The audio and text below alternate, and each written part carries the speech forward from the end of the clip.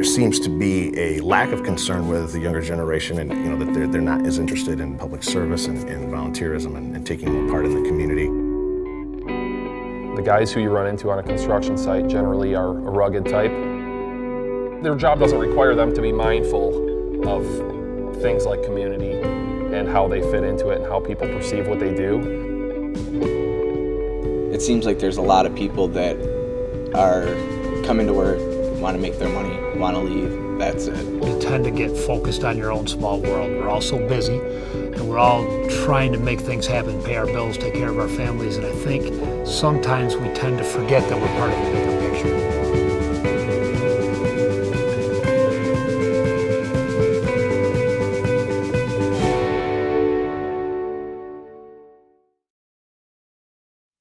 Well, the Building Minds program was developed through a case study through the Fetzer Institute. So the building trades wanted to be involved in it.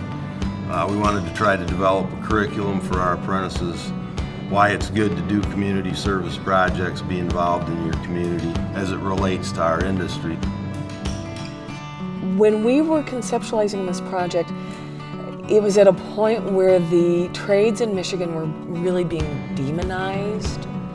And we started to talk about how this is an opportunity to rehumanize a really human endeavor. A lot of these apprentices come into it thinking that it's just a job.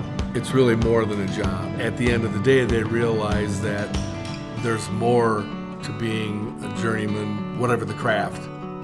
Our perception of it was how to bring a civic sensibility into the apprenticeship program, and in time it evolved organizationally. We thought of it as values, vocation, and volunteerism. So what we did, we got together and we wanted to target our apprentices so that you could train them not only for civic engagements, but to be spokesmen for the building trades.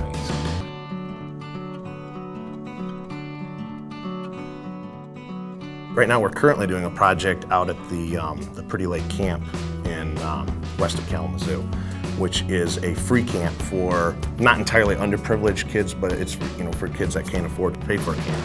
They have some issues with their plumbing. Particularly the toilets need to be replaced. They're old and they have some water softener issues. So we currently are doing an upgrade project for them, in which we are providing the labor free of charge.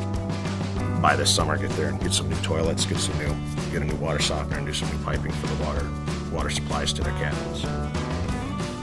We had a project down in Detroit recently where we cleared an abandoned city block, and the residents were so grateful. It was really heartwarming to see, and it was nice to know that we were a part of the project. A neighbor of my brother's had a tree fall on her house just from the snow. Just kind of went over, lended a hand, repaired some of the roof damage, some of the structural damage from the tree falling. If you live somewhere nice, somebody else is already doing these things. And if you live somewhere that's not so nice anymore, it's because people stopped doing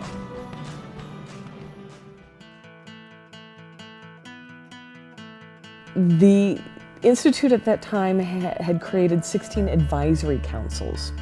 So we invited within the councils all of the members to bring forward something they had seen in the world that they thought represented or manifested love and forgiveness. And so Larry brought forward a project that he had actually started with Ed Hayner with the West Michigan building trades. And that was really the seed from which this project grew. What our proposal was to get a curriculum into each of the building trades.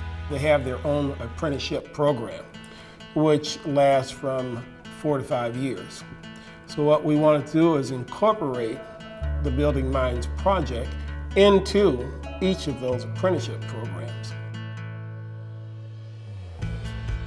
I developed the curriculum based on these conversations that we had at the Fetzer Institute, trying to prioritize what they felt the needs were and came up with 6 broad objectives to include in the 4-hour training session.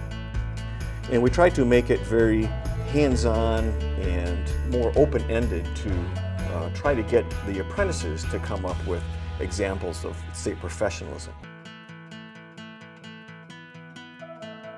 The mission of the Institute is to foster awareness of love and forgiveness in the global community. When we say awareness, what we really mean is awakening that which is inside you, your interior awareness, and what you bring from yourself out into the world.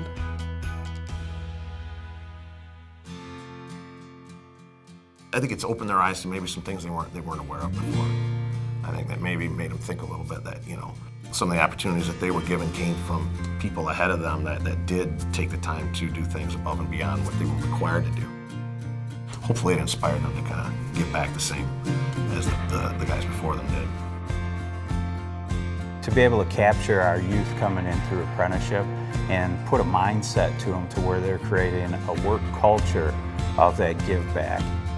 It really shows the apprentices what they can accomplish, who they are, and where they fit. I can go outside of school and outside of my day job, and I have skills and trades that other people don't have that I can lend to a community or a person or a group of people. That opens your eyes up a lot. It was pretty cool to be able to do something that I do every day and kind of take it for granted and then give it back to somebody. At the end of the day, when you give back, you know, it feels good. And you know you're helping someone. And a lot of them didn't realize that that's something that you should be able to say, look, I'm doing this because it's in me, it's part of the building trades makeup. If nothing else, if this just helps put a human face on the people who are out there building our world, that would be huge.